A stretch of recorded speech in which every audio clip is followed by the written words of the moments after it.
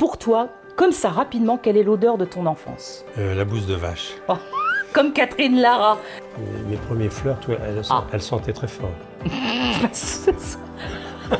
Je sais pas ce que ça veut dire. Donc toi, tu nous parles d'odeur. Donc ça veut dire que forcément, il y a des odeurs de personnalité qui t'ont marqué. Oui. Madonna. Elle sentait pas bon. Elle sentait pas le propre, quoi. Voilà. Ouais, elle sentait très fort. Elle sentait très fort. En revanche, il y en a que je ne citerai pas, Ah, ils qui sentent n'avaient pas le bon parfum. Mince, qu'ils sentaient quoi?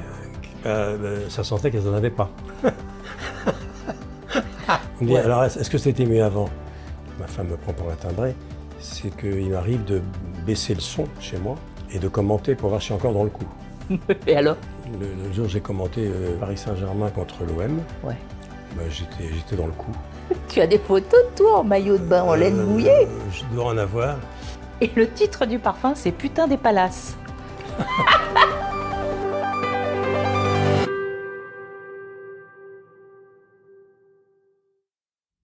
Hello à tous et bienvenue dans Sillage. Alors, sur mon invité aujourd'hui, tout a été dit et raconté, la longévité de la carrière, son style inimitable, son carnet d'adresses monumental surtout et son éternelle gentillesse. Alors moi, il m'a appris l'humilité, le professionnalisme et il m'a fait comprendre qu'on pouvait très bien faire sa carrière, la réussir sans marcher sur ses collègues. Et ça, c'est très important. On a souvent besoin de savoir qu'un œil paternel comme ça dans ce métier vous regarde, même de loin. Et moi, j'ai le sien depuis que j'ai 16 ans, ce qui ne me rajeunit pas, mais ça le rajeunit toujours parce que c'est un éternel jeune homme. Et aujourd'hui, nous sommes dans le sillage de l'unique Michel Drucker. Bonjour Michel. Bonjour madame. Ça me fait plaisir que tu sois là. Moi aussi. Ça m'émeut que ça soit moi pour une fois. Ça me rappelle notre première rencontre. Oui, ça me rappelle. Oui, alors elle est lointaine, hein, notre première rencontre sur le plateau de... C'était les Champs-Élysées, non? Je pense c'est Champs-Élysées, Studio Gabriel, donc j'avais 16 ans, et je me foutais royalement de la télé, je voulais faire de la radio. Donc comme ça, je venais te voir, parce qu'à l'époque, tu étais sur RTL. Oui. Voilà. Et tu cherchais un petit peu Je cherchais, un boulot. je voulais pas être à la télé, je voulais être à la radio, et je t'avais dit, je veux faire de la radio et de la radio. Tu m'avais dit, je vais vous mettre le pied droit dans la radio, à vous de mettre le pied gauche. Et c'est ce que tu as fait finalement. Ouais. Après, tu as mis les deux pieds. Et j'ai mis les deux pieds, j'ai mis la tête, voilà, c'est tout ce qui m'importait, c'était de faire de la radio. Et donc, je le dis, donc on se connaît depuis qu'on a 16 ans, mais c'est vrai que je t'ai peut-être interviewé une fois, allez, une fois. Mais là, j'avais envie que tu sois dans ce podcast parce que Sillage, c'est important. Ça parle pas que de parfum qu'on se met derrière les oreilles, ça parle de tous nos souvenirs. Et la question que je vais te poser, c'est pour toi, comme ça, rapidement, quelle est l'odeur de ton enfance? La bouse de vache. Oh, comme Catherine Lara. Elle dit toujours. Et est-ce que tu aimais l'odeur de la bouse de vache? Les cours de ferme, les Oui. étables. Normande? Normande. Parce que je suivais mon père qui était médecin de campagne. Ok. Et j'allais avec lui tout le temps. Et l'odeur du fumier, l'odeur de la mare au canard, etc., je l'ai encore comme c'était hier. C'est l'étable. Les tables et puis les odeurs de la vraie campagne.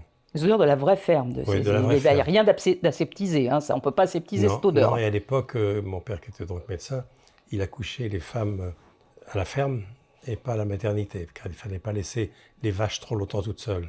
Donc j'ai assisté à mes premiers accouchements dans les fermes. T'assistais aux accouchements? Oui, j'ai même coupé le cordon. Oui, oui. À 12-13 ans, mon père disait « Mets-toi derrière la dame et tu lui dis poussez ». Je dis « Poussez, madame, poussez, madame ». J'avais 13-14 ans et je voulais être médecin comme mon père. Et les odeurs des fermes de Normandie et la Bretagne également, comme le beurre salé, tout ça, c'est mon enfance. Les odeurs de mon enfance, c'est la vraie campagne. Mais est-ce que ces odeurs-là qui sont très particulières, hein, les odeurs de ferme, Oui. qui n'ont pas changé vraiment, hein, on peut faire ce qu'on veut, ça ne change pas dès qu'il y a Non. les animaux. Est-ce que tu n'as pas eu envie de les retrouver? Parce que je sais que tu vis dans le sud depuis très longtemps. Ouais. Ça n'a pas les mêmes odeurs, le sud. Ah non. Tu vois? Mais le sud, c'est plutôt la lavande, Oui. c'est plutôt la Provence. Le maquis. Oui, le maquis. Mais c'est vrai que j'aurais pu retourner en Normandie. Il pleuvait quand même beaucoup. Et ça, non? C'était le bocage normand, dans une cuvette. C'était Vire, pays de l'andouille. Voilà. Oh bah, Voilà. c'est bien Voilà, l'andouille Vire. de Vire, voilà. Oui. Et c'était donc la sous-préfecture du Calvados. Uh-huh. Et c'était un endroit où il pleuvait 300 jours par an. Ah, quand même. Oui, quand même. Ah oui. Et c'est comme en Bretagne, il pleut jamais. Et donc, à un moment donné, j'ai eu envie de soleil. Et c'est mon père, toujours lui, le médecin, qui avait pris sa retraite en Provence, qui m'a amené en Provence, où il est mort. Et mon frère Jean également. Et la Provence est devenue ma deuxième vie. C'est beau la Provence, mais il fait chaud, très chaud. Ah, alors qu'en Normandie, alors ça dépend. Il y a des étés, c'est un peu chaud. On peut pas dire on étouffe. Hein. Non, et d'ailleurs, il y a des Provençaux, parce que le mois de juillet en Provence, ça peut être caniculaire. C'est chaud. Et la plupart louent leur maison et viennent en Normandie. Non. Et en Bretagne. Non. Tellement ils ont chaud. C'est vrai. Bien sûr. Et c'est vrai que quand je retourne en Normandie, l'odeur de la ferme, c'est formidable. Je suis retourné l'année dernière, puisque le Tour de France s'arrêtait à Vire. Donc j'étais un peu le régional de l'État, puis j'y suis allé. Eh bien, j'ai pas pu m'empêcher d'aller sur les petites routes de mon enfance. Et c'est vrai que l'enfance, pour moi, c'est la vraie campagne. Car je suis pas du tout un Parisien. Je suis vraiment un gars de la province. D'ailleurs, je suis sur une chaîne de la province, la 3. Aussi, ouais, c'est vrai. La 3, c'est la Ouais, province. c'est vrai. Et l'odeur des fermes, c'est très important. L'odeur du calva, car on donnait du calva aux nourrissons dans les biberons. Bien, Ok. Dans les biberons. Pour booster le système immunitaire, certainement. Oui, mais et puis l'endroit d'où je viens, c'est là où il y a le plus de cancer de l'œsophage à cause de l'alcool. Ah, il ne faut pas en abuser. Mais la ferme, les vaches, les cochons, tout ça, les mares, tout ça, c'est le fumier, c'est une odeur très prenante. Et ça représente beaucoup pour moi. Quelle était l'odeur de ta maison à toi, quand tu étais petit, dans la maison? Est-ce que tu as une odeur particulière de cuisine, ta chambre, d'encaustique? On me parle beaucoup d'encaustique. De toile cirée. Ah, de toile cirée, La ok. toile cirée, l'encaustique, absolument encaustique, c'est très L'encaustique. juste. Il y avait des armoires normandes, évidemment. Oui. Et l'entretien des armoires normandes, c'est très important. Alors pour nos jeunes téléspectateurs, l'encaustique, c'était pour cirer, c'était pour rendre brillant. Ouais. Ça avait une odeur très forte, Ouais. à la fois de cire et de térébenthine. Oui. Ma mère passait son parquet, elle passait à la paille de fer d'abord, et après elle mettait de l'encaustique, il ne fallait pas marcher après dessus, hein, tu vois. Prendre des patins. Elle prend des patins, mais ça sent très fort, mais ça protège très bien le bois. C'est vrai, donc l'odeur de la maison, oui, C'était ça. C'est ça. L'odeur aussi du feu de cheminée. Quand il y avait une cheminée, on faisait un peu Enfin, c'est pas moi qui m'en occupais, sinon j'aurais foutu le feu à la maison. Mais Tu veux dire par quoi? T'es pas bricoleur, t'es pas feu de cheminée? non, je sais pas. Non, moi, les plombs qui sautent. Ah non. Ah non. Un plomb qui saute, moi j'attends que ça se passe. Je m'allonge sur le lit et j'attends que ça se passe. Tu mens. Ah oui, je suis nul. C'est vrai? Mais je suis nul. C'est un choix ou quoi? Non, parce que je bosse tout le temps. Alors, Ouais, bon, allez, on te pardonne. mais les odeurs de la maison, c'est vrai. Ouais, c'est ça, les odeurs et les odeurs également. Alors, c'était les premiers aspirateurs très bruyants. Oui. Les rouvers. Oui. C'est pas des rouvers. Oui, des gros trucs. Un gros truc avec un gros tuyau qui sortait. Énorme. Oui. L'odeur de la poussière. Oui, c'est vrai. Et puis, à l'époque, ma mère, où il y avait une dame qui venait souvent, quand elle faisait le lit, on secouait tout ça à l'extérieur. Par la fenêtre. Par la fenêtre. Tu te souviens On met de ça? tout à l'air. On mettait le lit à l'air. Quand tu passais, tu avais tous les draps, les édredons. Mais c'est pareil qu'il faut le faire. Hein. Absolument. Et ça, c'est l'enfance. Voilà, ça, tu le fais pas. Tu mets pas ton lit à l'air en Provence. Tu n'as pas besoin. Est-ce que tu as un souvenir particulier? Alors, ça peut être un souvenir fugace ou quelque chose qui est très fort de ton papa ou de ta maman. D'aftershave, de cuisine, de parfum. J'ai le souvenir de leur engueulade. Ah, mais c'est un parfum d'engueulade, donc. C'était un parfum sonore. Ils s'engueulaient beaucoup. Oui, ils s'engueulaient beaucoup. Ils s'engueulaient beaucoup, mais c'était des Slaves, donc c'était pas des gens calmes. C'était des gens très perturbés, l'Europe de l'Est. Alors, en revanche, mon père s'acharnait sur un violon qui ne demandait rien, et il jouait un peu de violon. Et ma mère, un peu de mandoline. Ma mère est écoute, c'est très italien, ça, la mandoline. Et mon père massacrait le violon, donc je me souviens de ça. Mais je me souviens aussi des bruits, surtout. Parce que mon père était très bruyant, très caractériel, très colérique. Et je me souviens quand il rentrait en pleine nuit, après avoir été de garde et avoir fait 2 accouchements en plein bocage normand l'hiver, sans GPS. Bonjour pour trouver la ferme. Pour trouver la ferme.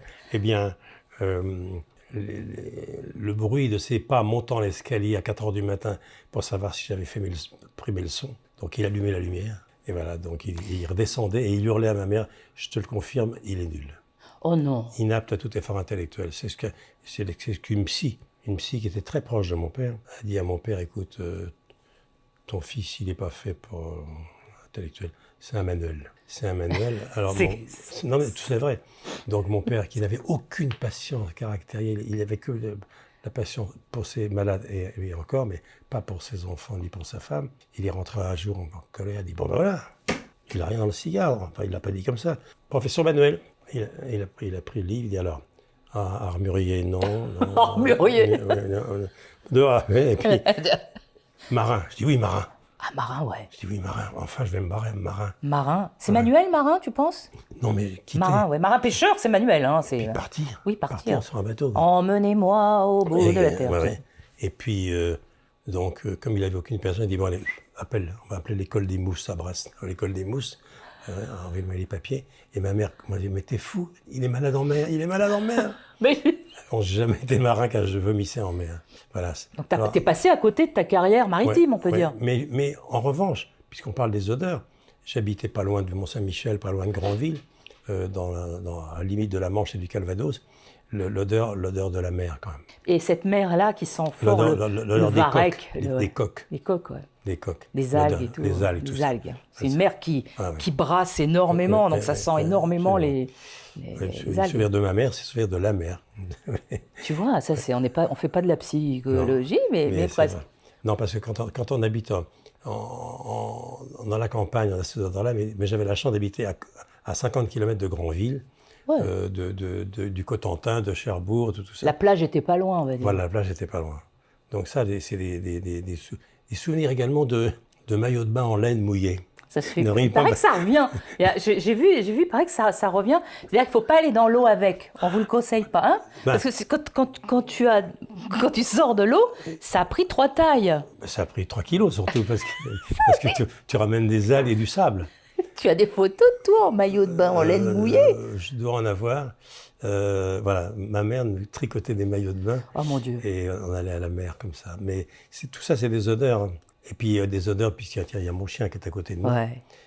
J'aime bien l'odeur d'un chien mouillé. Quand c'est le tien. Oui, Ouais, moi aussi. Non. Si c'était, ouais. c'est vrai, c'est une odeur. Oui, parce qu'on. Ah bah, dis un peu, mon Dieu, que ça c'est une odeur. Oui, ça sent le chien mouillé, Ça mais quand sent le c'est chien le sien, mouillé. c'est pas grave. Non. Au final, le parfum de ton enfance, c'est un parfum nostalgique, un parfum où, quand tu parles de ton papa, c'est dur quand même, parce que c'est sévère. Quoi. Ouais. C'est quand même un. Il n'y a pas que du joli dans ce parfum. Ah, non. Hein Non, c'est des. C'est dur, quand même. Oui, c'est sûr, douloureux, mais c'est bien de les avoir vécus. J'aime bien d'avoir ces souvenirs-là. Alors, il y a aussi quelque chose, des souvenirs culinaires. Ma mère faisait assez bien la cuisine. Elle faisait le poulet. Le poulet du dimanche. Voilà. Le poulet du dimanche. Et j'ai aussi quelque chose que j'aimais quand j'étais étudiant, quand j'ai commencé à vivre tout seul. Ne ris pas.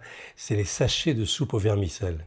On mettait l'eau, Voilà. puis on touillait. On touillait, Voilà. exactement. Hein, Tu aimais ça? Moi, j'adore ça. J'adore ça. Ah, j'adore ça aussi. La soupe au vermicelle, Ouais, moi le aussi, bouillon c'est cube, tout ça, c'est le rêve. Je peux demander à ma fille, j'en achète j'ai des stocks. Voilà. Je ne sais pas pourquoi. Ah, oui. C'est une odeur très rassurante. Oui. C'est un Et puis parfum le qui- vermicelle, c'est Oui. une bonne odeur. Oui.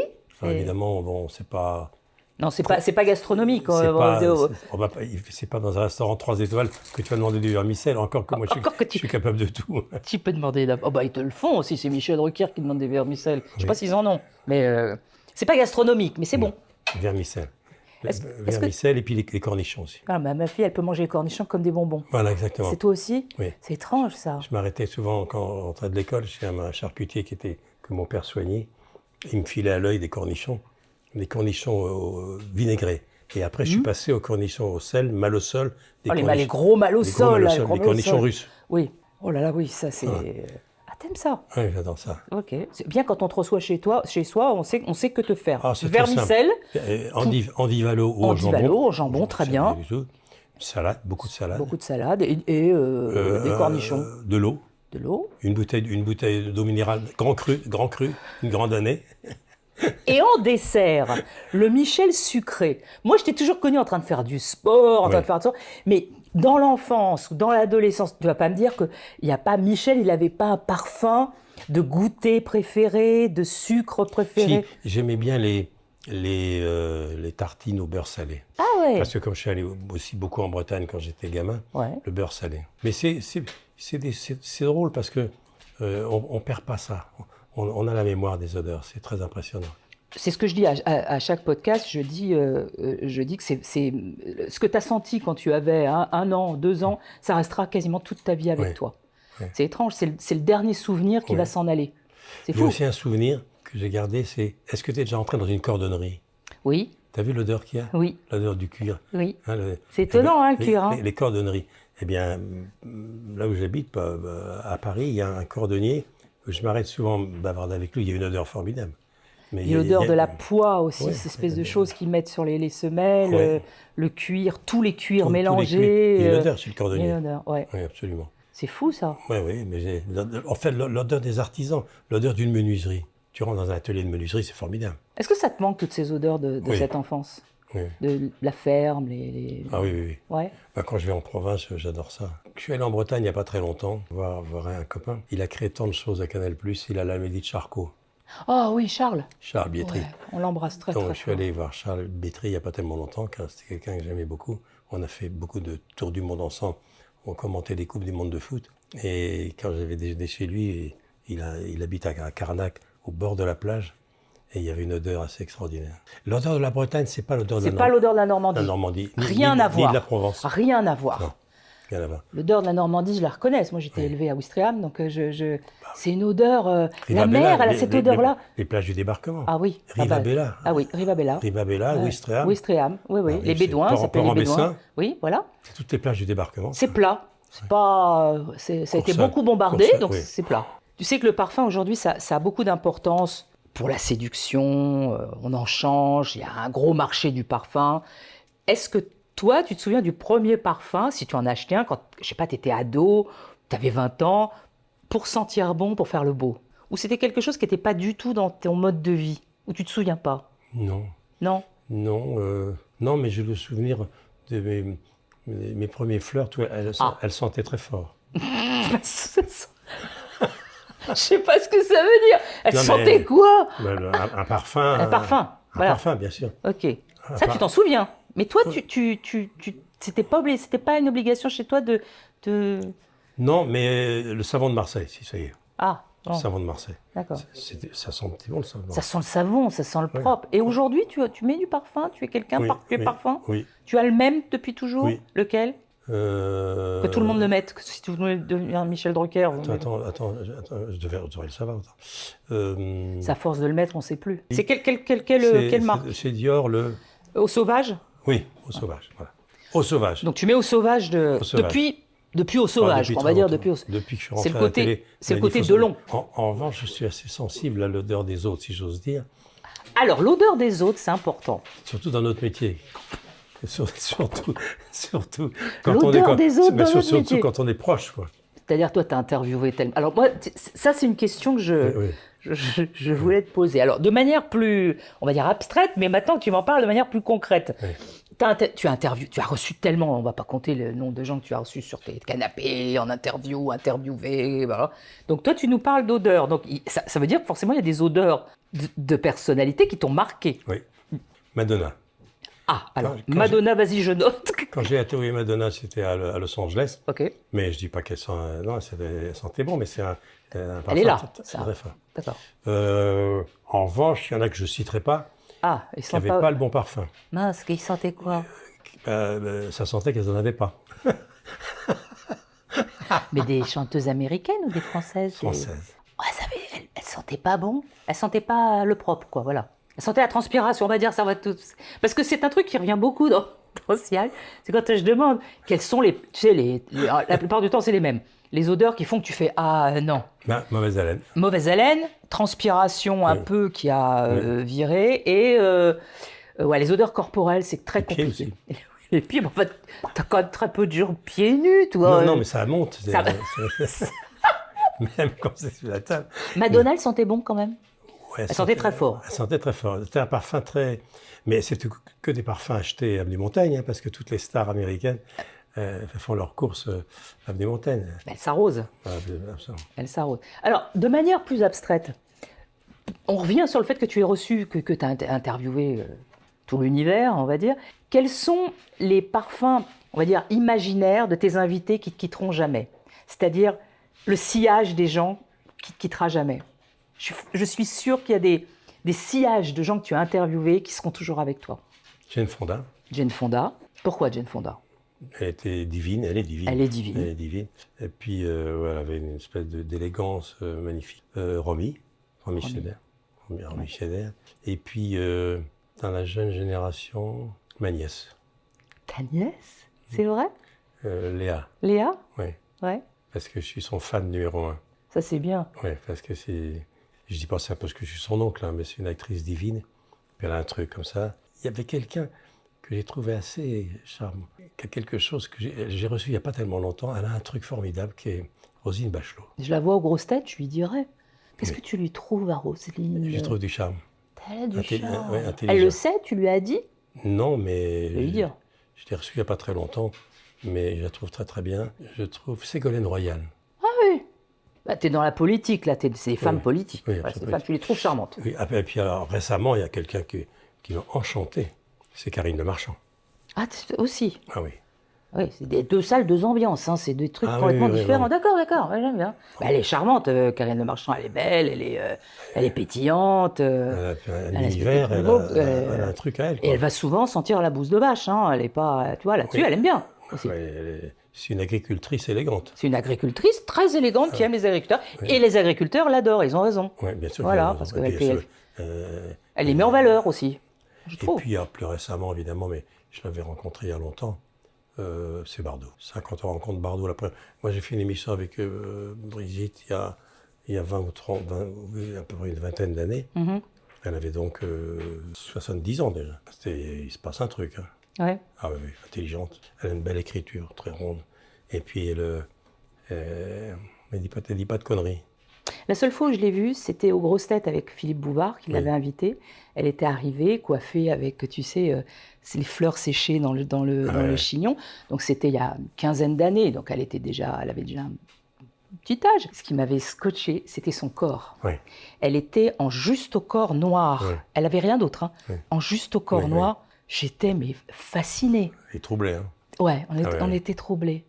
Mais elle trouble les hommes et les femmes. Oui, elle était troublée, puis une espèce de franchise, une franchise sur son métier. Oui. Elle lui disait « Ah non, j'aime pas jouer, j'ai pas envie. » Elle dit « C'est faire des minauderies, comme ça m'intéresse pas. » J'ai trouvé ça incroyable. Et c'est vrai que le cinéma, c'était pas son truc. Non, pas du tout. Non, mais c'était une franchise, puis une beauté.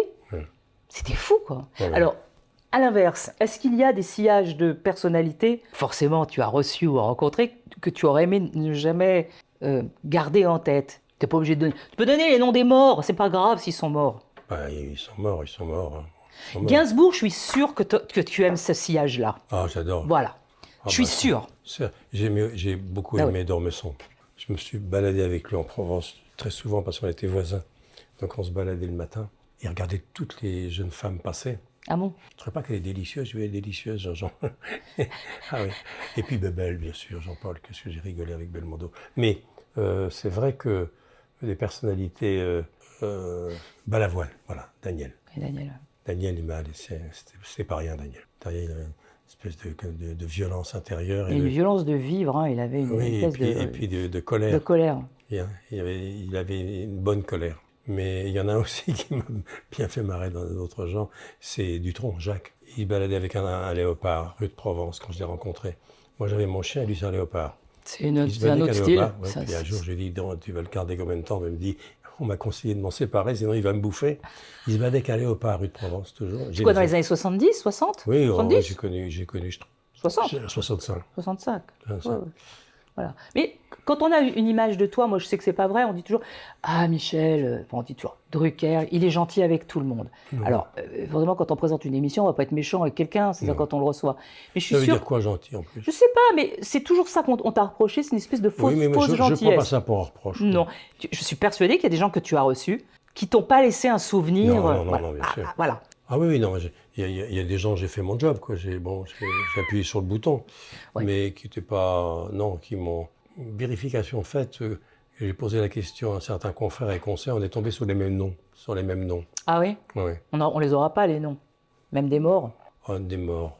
Il y a quelqu'un qui était dur, qui était Beko. Oui. Ça revient très souvent, Beko. Beko était dur. C'était dû à quoi? À sa personnalité, à son... Beko qui était une star mondiale. Hein. Bon, et je vais te donner un exemple que je cite souvent. il arrive au top, hein, il faisait, je sais pas combien, il a eu 2 ou 3 tubes mondiaux, hein, et il venait dans l'émission, et on lui avait programmé 4 chansons, ce qui est énorme, et puis il est arrivé, il voulait une 5e chanson. Monsieur Bécaud veut 5 chansons, moi j'étais un jeune producteur, 5 chansons, alors on lui dit avec Françoise Coquet, beaucoup, qui était là, c'est beaucoup. C'est un show entier. T'imagines 4 chansons. Et alors on lui dit, bah non, parce que c'est ça, et puis surtout, alors il a pris le conducteur, il a dit, bon, bah, qui c'est celui-là? Qui c'est? Bah, il dit, c'est un jeune, et on réserve 3-4 minutes par semaine. Ben, et il est jeune, il a le temps d'attendre. Et il règle le jeune et il met une chanson en plus. Et le jeune, c'est Yves Duteil, qui chantait Virage, qui était son premier tube. Oh, c'est mon titre préféré au monde. Virage. Voilà. Donc, c'est mon titre préféré. Alors bon, je m'en excuse auprès de sa famille si je dis ça, mais il était... Oui, enfin, je pense qu'ils étaient au courant aussi, il n'était pas facile. Hein. Non, pas facile, mais il y en a qui étaient magnifiques, il y en a qui sont magnifiques dans ce métier. Je vais te faire sentir un parfum. Je te montre pas le nom du parfum. C'est pas à toi de le trouver, hein, c'est juste parce que le nom est drôle. Tu vas me dire ce que tu sens, tu vas me dire ce à quoi ça te fait penser, d'accord? Alors, te le mets pas entièrement dans le nez, parce que on a Augustine Galliana qui est venue, qui se mettait carrément les touches d'un nez. Je t'embrasse, Augustine, mais qui me disait, je ne sens plus rien après. Ben oui. C'est pas un test Covid, hein, non? Non, c'est pas dans le nez. Non, tu le mets pas dans le nez, tu le sens légèrement. Tu vois, là, tu le mets... Parce que c'est fort. Qu'est-ce que ça te fait penser à quoi? Un salon de coiffure, non. C'est marrant que tu dis ça, un salon de coiffure, ok? C'est tout ce qui te vient, le salon de coiffure. La dame, quoi, la femme, le chaud, les cheveux, c'est ça. Oui. Ouais, hein, c'est ça. Oui, ça sent le chaud. Le chaud, salon de coiffure, ok. Oui, le sucre un peu. Hein? Le sucre un peu, c'est un peu sucré comme odeur. Oui, un peu sucré. La laque, truc comme ça. La laque. La laque, hein. Oui. Alors, tu veux savoir ce que c'est? En fait, c'est un parfum qui a été créé, je te dirai après par qui, parce que ceux qui nous regardent veulent des références et je leur mettrai. Ça a été créé pour sentir comme le sac à main d'une dame. Donc, tu vas y trouver des notes qui sentent... Il y a un peu la cigarette, tu as fumé, tu as mis ton paquet de cigarettes, ton parfum, des bonbons. Des clés, un peu de lac, du maquillage, etc. Et c'est la marque État Libre d'Orange. Je les adore parce qu'ils sont perchés. C'est ceux qui font Sécrétion Magnifique. Perchés. Et le titre du parfum, c'est Putain des Palaces. Voilà, donc ils adorent avoir des titres très, tu vois, qui font peur un petit peu. Et ils ont des pucein que ça schlingue, c'était original. Pucein, ça schlingue. Mais c'est que tu as un résumé de ton sac à main, enfin, pas du tien, pas du mien non plus, j'en ai pas, c'est plus un sac à dos, mais où tu mets tout dedans. Tu sais, les femmes, on est supposé mettre. C'est le sac à main de Jane Birkin. C'est le sac. Je sais pas ce que ça sentait, mais ça pourrait être ça. Tu vois, ça sent ça. Et quand tu dis le salon de coiffure. Ça me fait rire parce que c'est un peu dans cette lignée. Ça sent le salon de coiffure. C'est une dame, oui. Tu offrirais pas ça. C'est un peu fort. C'est un peu fort, voilà. Ouais, je suis d'accord avec toi. C'est un petit peu fort. Ça sent un peu les produits qu'on met sur les ongles, peut-être. Tu sais. Ah, le vernis? Le vernis. Le vernis à ongles. Ben, dans le sac à main. Oui. Tu vois, dans le sac à main. Rouge à lèvres. Quelle est la personne dont le parfum te manque le plus? Mon frère Jean. J'étais sûr que tu allais dire ça. C'était Jean, bien sûr. Il était toujours très raffiné. Il était toujours très élégant. Oui, très... Très capitaine d'industrie, comme ça, oui. très... Oui, très... Il était, physiquement, c'était entre Jean-Claude Brialy et Anthony Perkins. Jean, évidemment. Mais Jean, il me manque tous les jours. Il me manque quand il y a un restaurant où je vais, et ils savent que on me met toujours à la table où je déjeunais ou je dînais avec mon frère. Je vais dans ce restaurant parce que j'ai l'impression que je vais déjeuner ou dîner avec lui. C'est un deuil qui est pas faisable, finalement. Non, et puis, c'était mon héros. Oui, c'était mon héros. Il avait un humour décapant. Il avait un regard sur ce métier d'une très grande lucidité, ce que j'ai aussi. Et puis il avait une chose, qui est un don, ce que tu as, la dérision et l'autodérision. Mais tu n'as pas ça? Tu penses que toi, tu ne l'as pas? Si, je l'ai. Vous êtes quand même semblables sur pas mal de points. Mon frère Jacques, un grand médecin, qui est le papa de Léa Drucker, un humour en béton. Oui, l'humour, mais j'adore l'autodérision. L'autodérision, c'est une arme absolue. Une arme absolue. Mais je remarque en revanche, toi qui as reçu beaucoup de gens dans ta vie, c'est que les humoristes, dont le métier c'est de se pied n'aiment pas qu'on se moque d'eux. Non. C'est Françoise Dorin qui me disait ça, qui a été mariée à Jean-Pierre. À Jean-Pierre, mais avant, elle était mariée à Poiret. Oui. D'accord, on est d'accord. Et elle me disait, oh là là, il ne faut pas être marié avec quelqu'un qui est drôle à la télévision ou sur scène. Ils ne sont pas drôles dans la vie. Il y a une tristesse. Non, mais c'est pas qu'ils sont drôles, mais ils n'aiment pas qu'on se moque. Mais ils n'aiment pas non plus qu'on les pique. Tu as remarqué ça, toi, dans les interviews, ils n'aiment pas? Et tous les humoristes que je reçois n'aiment pas qu'on se moque d'eux. Alors qu'on est leur cible quotidienne. C'est étrange, vrai. hein. C'est vrai aussi. Si, il y en a quelques-uns. Oh. Si, il y en a qui pratiquent bien l'autodérision, c'est Cavrivière Philippe. Hein? Ouais, il dit, et ce serait quand même, il serait mal mal placé, hein, parce qu'il envoie. Cav, il se raconte des choses sur lui formidables. Moi, j'ai toujours le souvenir de toi quand tu faisais tu recevais tes invités, et quand tes invités allaient trop loin, d'avoir le Michel qui se cache pour rire. Hein, il y a 12 millions de kilomètres d'images de toi qui fait, avec ton micro, t'avais pas de fiche, mais tu faisais... Je pouffais. Tu pouffais quand même, mais tu pouffais ouvertement. Oui, c'est pour rire. Oui, c'est pour rire. Si tu nous regardes, c'est pas grave. On t'aime quand même. Tiens, tu vois, pour reprendre là, toujours gentil, ceci, ça, même le plus beau compliment qu'on m'ait fait, c'est Thierry Ardisson. Thierry qui avait un talent fou. On a fait des émissions ensemble, alors que pendant des années, j'y avais droit également. Oh oui. Et puis j'ai fait des émissions avec lui, puis on s'est très bien entendu finalement. Et il m'a dit un jour, c'est toi qui avais raison, il n'y a pas de honte à être bienveillant. Je suis en train de me druckeriser. Il n'y a pas honte d'être bienveillant. Mais non. Mais c'est surtout en ce moment. Surtout en ce moment. Surtout en ce moment, c'est la qualité première. Les gens, ils n'ont qu'une envie, c'est qu'on leur fasse des câlins, voilà, de manière... C'est le film de Pascal Thomas, et La tendresse bordel. C'est ça. Oui. On a envie qu'on te fasse des câlins, qu'on dise qu'on t'aime, qu'on dise que ça va aller, qu'on te mette une main sur l'épaule, c'est pas grave. Et de faire des interviews un peu dans la bienveillance. Tu vois, j'ai une habitude comme ça, les gens sont sidérés. J'appelle souvent des gens que je ne connais pas à l'antenne. Je les vois à l'antenne, je les appelle pour dire c'est vachement bien ce que vous faites. Que tu connais pas? Non. Non, d'accord, ok. Ça, c'est important. Karine, le marchand, elle faisait un truc sur la 3 il y a des années, je l'ai appelé, je dis c'est vachement bien.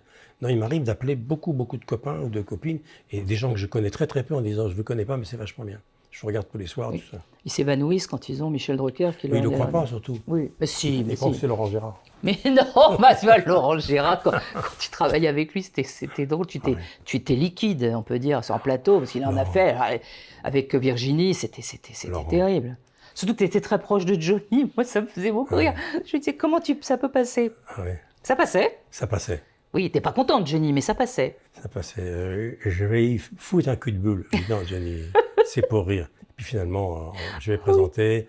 J'ai dit, viens au balcon du Olympia avec moi, on va aller le voir. Et puis tu vas voir, c'est vachement bien. Et puis au moment où toute la séquence te concernant, tu te lèves et tu ris. Je t'en supplie, tu ris, Johnny. Oh. Alors l'Otari, il se le paye, ça va. Il se paye en disant Fernandel chantant la bonne du curé. Et Johnny aussi, c'est terrible ça. La bonne du curé. Et Johnny, les gens le voient, triomphe, Johnny. Il me dit, tu vois que j'ai de l'humour. Tu vois que j'ai de l'humour. Oui, tu as de l'humour. Et puis alors, ça s'est bien passé. Puis un jour, il y a Laetitia qui dit à Johnny, mais dis donc Johnny, il se fout de ta gueule tout le temps. Tu crois? Mais il se fout de ta gueule. C'est ridicule. Eh ben, je vais y péter la gueule. Et ils ont été à nouveau fâchés. Puis, non. Et puis un jour, ils ont chanté sur scène. Mais de quoi elle se mêle, oser, Laetitia? Fallait laisser faire.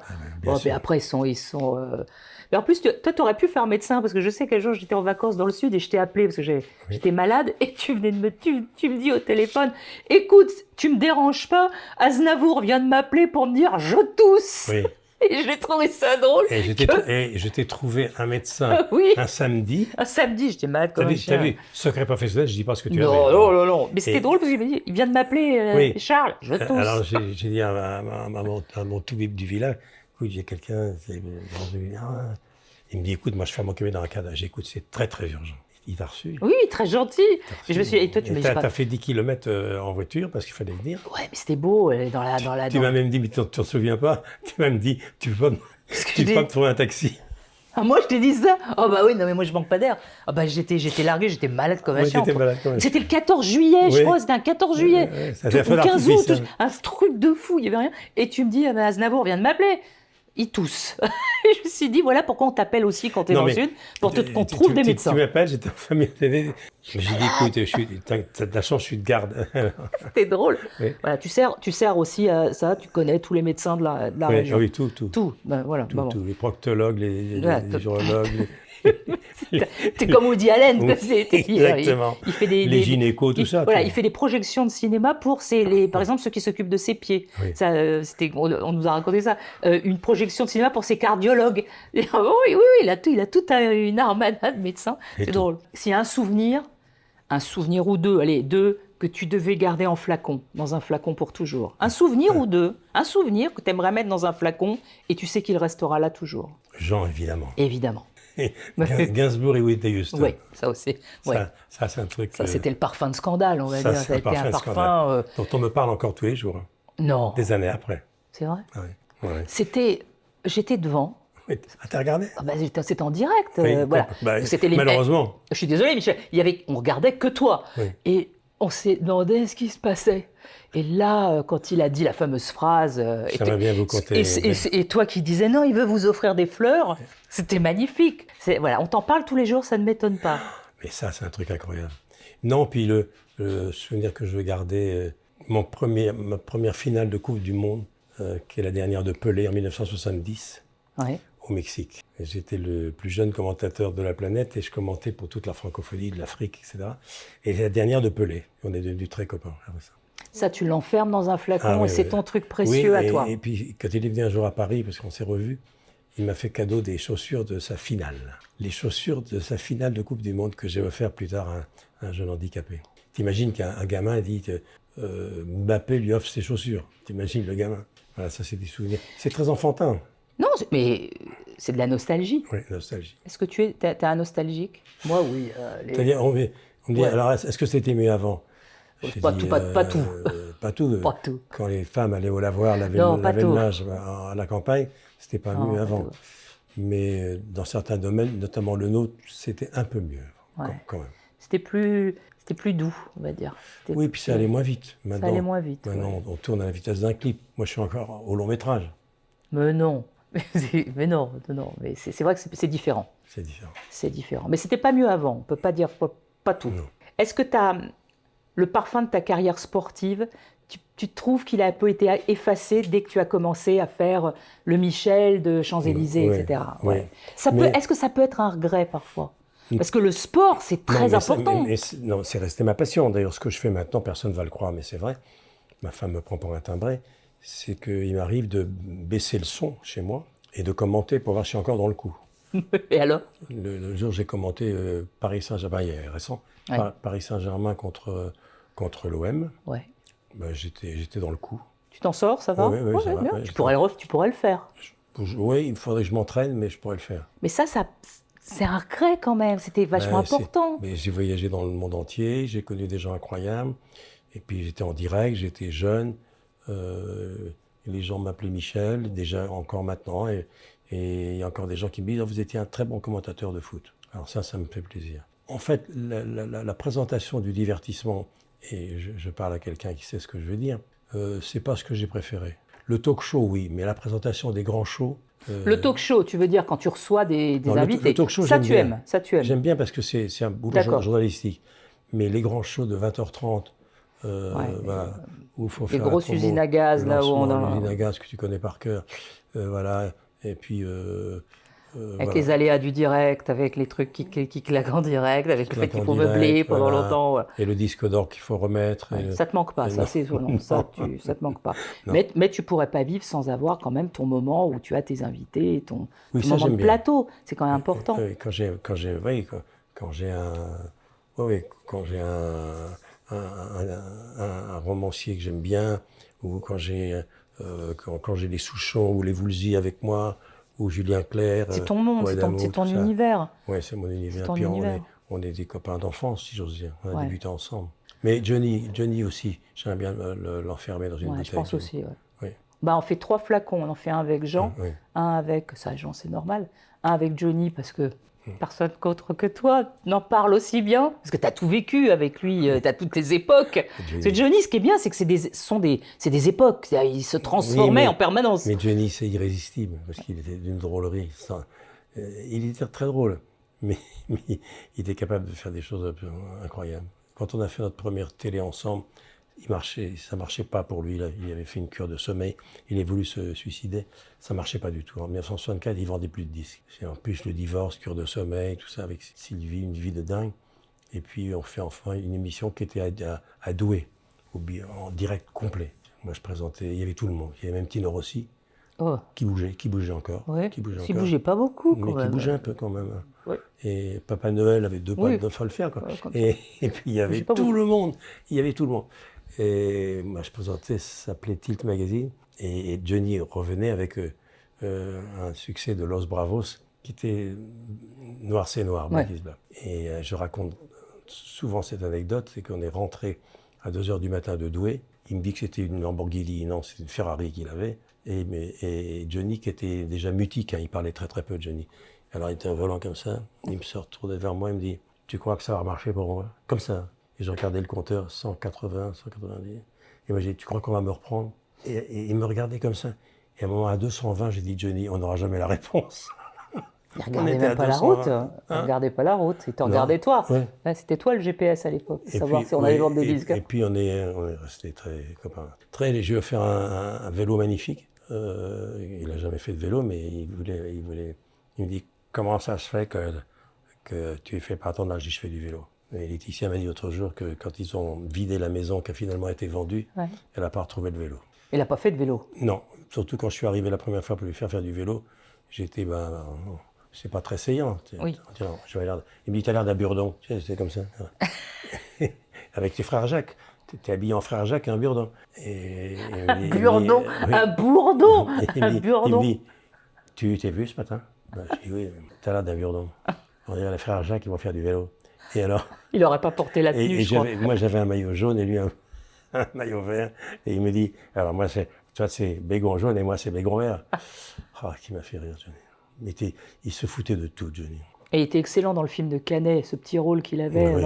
Qu'est-ce qu'il était drôle. Très. Il était très drôle, c'est à 10e degré. Il a tourné avec Godard. Mais oui. Non, mais, et la période Nathalie Baye, non, mais Johnny, c'est un personnage formidable. Mais il y a aussi quelqu'un que j'ai vraiment beaucoup aimé, c'est Léo Ferré. Quand j'ai rencontré Léo, il avait une guenon.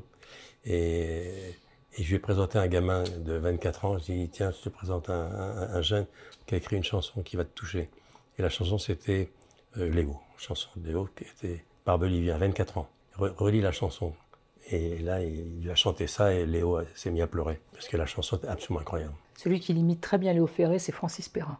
Bon, ça dit plus grand-chose. Peut-être Léo Ferré, allez regarder sur Internet qui était Léo Ferré, mais c'était un être vraiment particulier, un chanteur incroyable, un poète incroyable, mais surtout c'était un personnage en plateau incroyable. C'est à la frontière de l'Italie, tu vois, Paris en photo, Léo.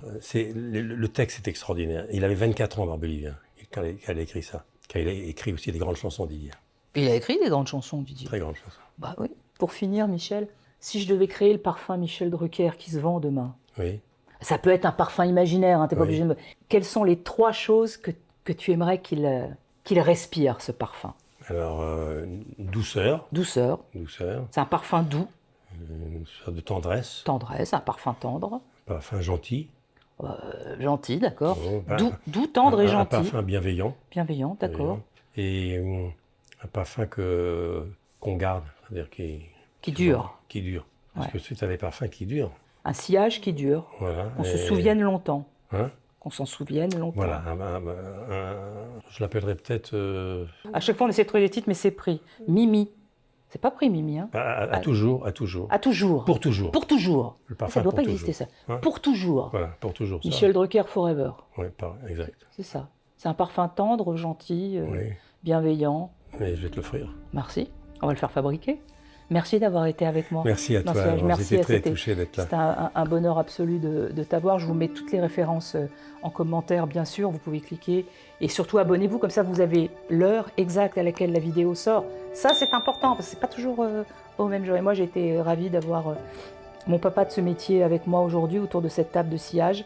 Et c'est un grand honneur. Voilà. C'est aussi pour ça que je fais ces petits podcasts. Allez. Chin sillage. Oui. Chin Mimi. Je viens. Oh, c'est de l'eau. C'est de l'eau, nous on boit de l'eau. À bientôt, restez dans notre sillage, vous ne savez pas ce qui peut arriver.